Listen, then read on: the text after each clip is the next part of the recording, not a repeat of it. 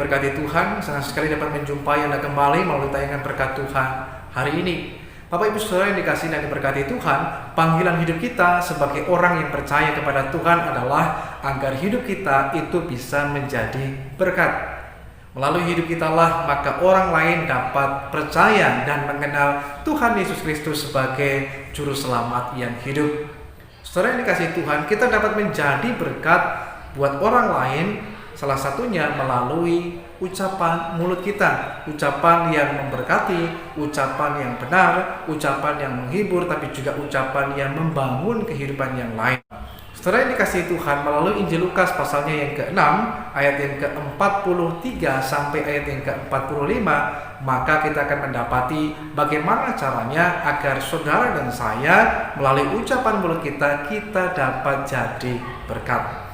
Maka yang pertama, saudara yang dikasihi Tuhan, jangan izinkan hal-hal yang tidak baik atau benih yang tidak baik untuk masuk dan menetap di dalam hati kita. Karena kalau kita biarkan hal-hal yang tidak baik atau benih yang tidak baik itu kemudian masuk, menetap dan tinggal dalam hidup kita, maka benih itu kemudian bisa bertumbuh dan menjadi pohon dan mengeluarkan buah. Tentu saja kalau benihnya tidak baik, buah yang dihasilkannya pun adalah buah yang tidak baik.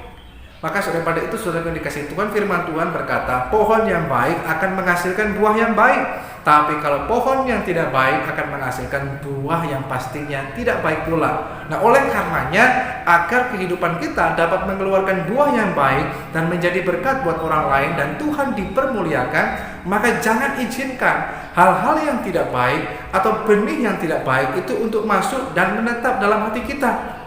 Kadang-kadang dalam kehidupan kita diizinkan oleh Tuhan mengalami gesekan dengan orang lain di sekitar kita, terutama dengan orang-orang yang terdekat dengan kehidupan kita. Atau mungkin kita mendengar ucapan perkataan orang lain yang bisa saja menyakiti atau melukai dalam hidup kita. Nah, kalau kemudian hal itu kita izinkan masuk dan menetap dalam hati kita, maka kita mengizinkan benih yang tidak baik atau benih kepahitan itu untuk tinggal dan menetap dalam hidup kita. Nah, kalau kita biarkan hal itu kemudian akan mempengaruhi apa yang kita keluarkan dalam hidup kita. Karena saudara yang dikasihi Tuhan, yang kita perlu perhatikan adalah bahwa apa yang masuk atau input yang masuk di dalam kehidupan kita, dalam hati kita, itu akan mempengaruhi apa yang keluar dari kehidupan kita. Kalau kita memasukkan banyak hal yang tidak baik, maka yang kita keluarkan pun dari perbendaharaan hati kita adalah hal-hal yang tidak baik.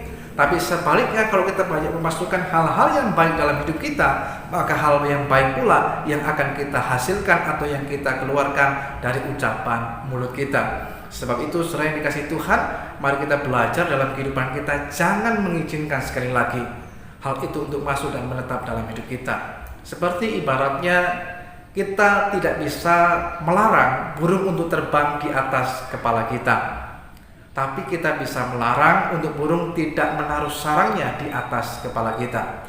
Kita tidak bisa melarang orang lain untuk mengucapkan hal-hal apapun atau bersikap seperti apapun kepada kita. Namun, kita memiliki kendali, kita memiliki kuasa dalam hidup kita untuk menentukan apa yang boleh menetap dalam hati kita dan apa yang tidak boleh menetap dalam hati kita.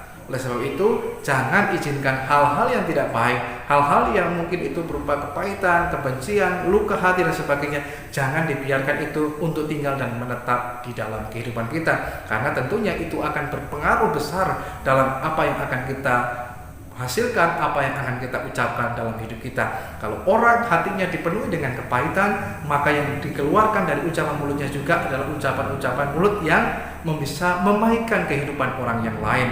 Karena kepahitan itu adalah sesuatu yang bisa menular kalau tidak disembuhkan atau dipulihkan. Yang kedua, saudara yang dikasihi Tuhan, kalaupun seandainya ada benih atau hal-hal yang tidak baik yang sudah terlanjur masuk dalam hidup kita, maka yang mesti kita lakukan sekarang ini adalah kita mesti segera dan secepatnya untuk kita ambil, untuk kita cabut, untuk kita potong sampai ke akar-akarnya, agar tidak kemudian bertumbuh menjadi pohon yang menghasilkan buah.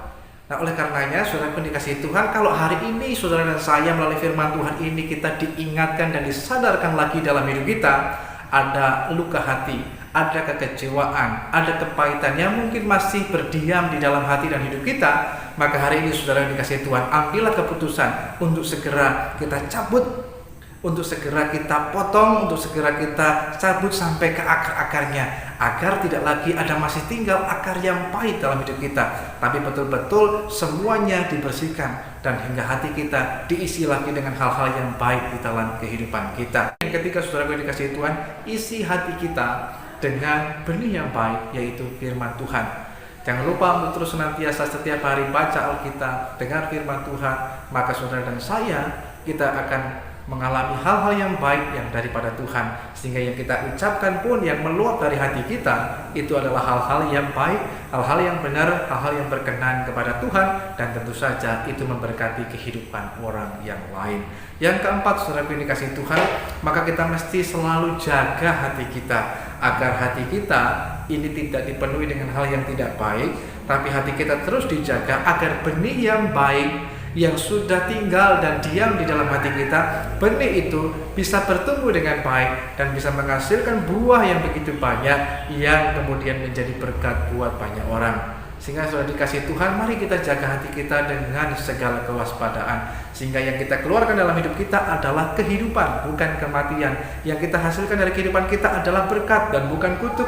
Yang kita hasilkan dalam kehidupan kita adalah hal yang manis, yang sedap didengar, bukan sesuatu yang pahit yang bisa melukai orang yang lain. Sehingga lewat hidup kita lah Tuhan senantiasa dipermuliakan.